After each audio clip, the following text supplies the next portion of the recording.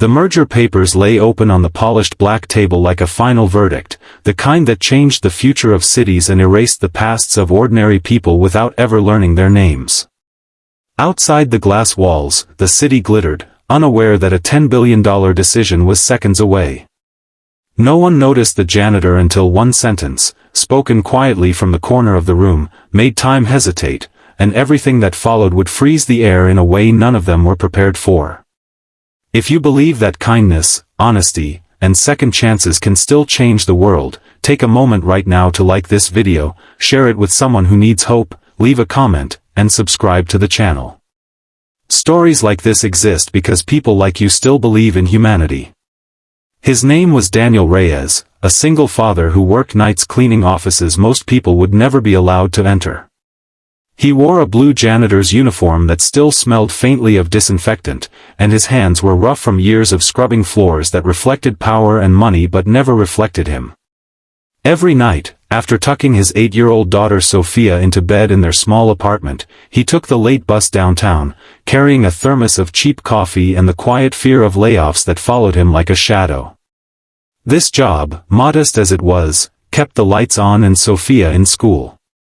Losing it would mean choosing between rent and groceries, between pride and survival. The boardroom he cleaned that night belonged to one of the largest corporations in the country. Crystal chandeliers hung like crowns from the ceiling, and the city skyline looked close enough to touch. Daniel moved silently, as he always did, wiping fingerprints from glass and aligning chairs with careful respect. People like him learned to be invisible early. It was safer that way. But invisibility had a cost. You saw everything, heard everything, and carried truths no one asked you to carry.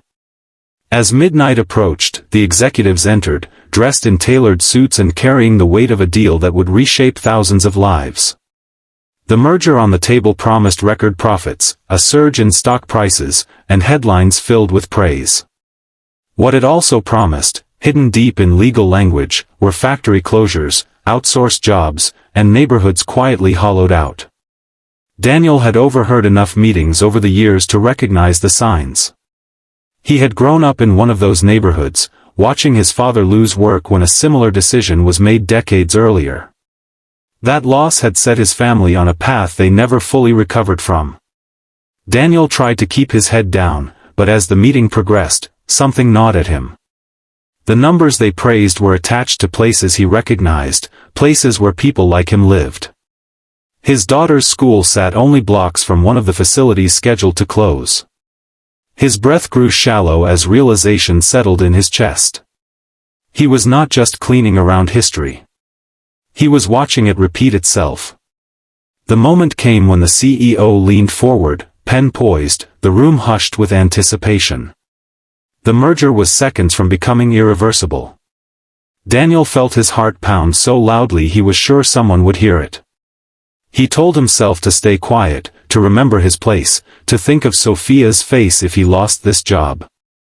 Fear argued loudly for silence. But something else, heavier and older than fear, rose up inside him.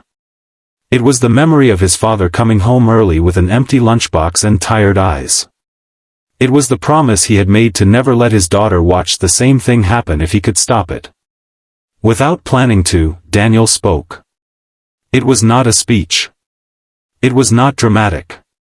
It was one simple sentence, spoken with the weight of lived experience, pointing out a detail buried in the merger's logistics that connected the deal to a safety violation no one in the room had acknowledged.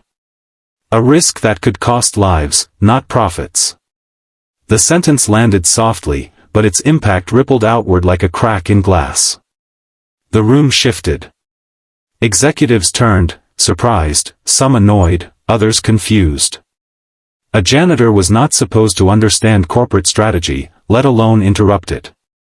Security stirred at the edges of the room. Daniel felt his face burn, but he did not look away. For the first time in years, he allowed himself to be fully seen. What followed was not immediate acceptance, but hesitation. The legal team scrambled, flipping through documents. The pen hovered, no longer steady. And then the CEO spoke again, slowly this time, asking for confirmation, asking how Daniel knew what he knew. The temperature in the room seemed to drop. This was the moment that froze everything. Daniel explained, not with jargon, but with clarity shaped by years of listening and learning quietly. He described how the overlooked clause connected to aging infrastructure, how rushing the merger would bypass critical inspections. He spoke as a father, as a worker, as someone who understood consequences beyond quarterly earnings. The room fell silent, not out of respect at first, but out of disbelief. Minutes stretched. Advisors whispered urgently. The CEO leaned back, studying Daniel not as an employee, but as a human being who had just forced the truth into the open. The merger was paused. $10 billion stood still because one invisible man refused to stay invisible. In the days that followed, investigations confirmed Daniel's warning. The merger was restructured, then publicly delayed. Jobs were saved. Safety measures were enforced. The headlines never mentioned Daniel's name, but inside the company, something had changed. He was offered a new role, one that recognized his insight rather than ignoring his existence. More importantly, he went home each morning knowing he had protected not just his daughter's future, but the futures of thousands of families like his own. On a quiet Sunday, Daniel and Sophia sat in the park, sharing ice cream and watching the city breathe around them. She laughed freely, unaware of how close her world had come to shrinking. Daniel watched her, feeling a peace he had not known in years. He had not stopped the merger alone, and he had not become a hero overnight. He had simply spoken when it mattered most. Sometimes, that was enough. If this story moved you even a little, please take a moment now to comment below and tell us what part touched your heart the most.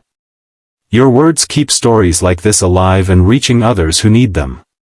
As the sun dipped behind the skyline, Daniel understood something simple and powerful. Courage did not always roar. Sometimes it whispered from the margins, waiting for someone brave enough to let it be heard. If this story reminded you that ordinary people can still make extraordinary differences, please like the video, share it, and subscribe. Your support helps spread hope to places where it is desperately needed.